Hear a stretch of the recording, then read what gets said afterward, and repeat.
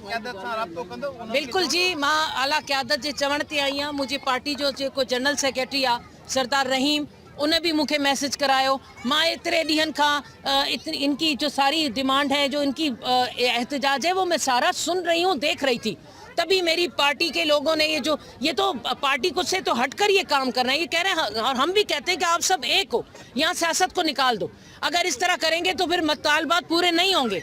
इसलिए इस वक्त एक होकर अपने जायज़ हकूक़ की जंग लड़नी है। और मैं यकीन दिलाती हूँ कि मैं इत्तेहादी हूँ, तो इत्तेहादी तौर पर वहाँ भी मैंने रखा, पहले भी हमने रखा, अब भी उनके सामने ये डिमांड रखेंगे कि इस तरह ना करो, खुदा का वास्ता है। अगर ये कुछ भी है, जैसे भी है, इनके मुतालबात आपको मानने पड़ेंगे और उन पर इम्प्लीमेंट करवाना पड़ेगा। इस तरह अगर कोई भी आकर इनको लॉलीपॉप देकर चला जाएगा तो फिर ये आगे बहुत मुश्किल हो जाएगा। तो ये चीज़ है, मैं रखूँगी और असेंबली के फ्लोर पर भी इस पर डिस्कशन होनी चाहिए। पता चला है कि इनको उठाने के लिए, मुंतशिर करने के लिए इनके ऊपर लाठीचार्ज। देखिए जी, अगर तो ये होगा तो ये किसकी तरफ से होगा? ये भी आप सुन लें कि ये सिंध सूबा है। यहाँ की पुलिस किसके अंडर में आती है?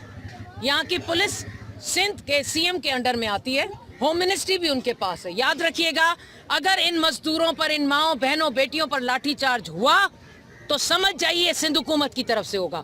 और अगर उनकी तरफ से होगा तो ये बहुत बड़ा जुल्म होगा, उनके बयानिए में और उनके अमल करने में ये जुल्म होगा। इस चीज़ पर भी हम लोग असेंबली के फ्लोर पर चीखेंगे, चिल्लाएंगे और आकर इनके साथ यकजहती तो करनी है।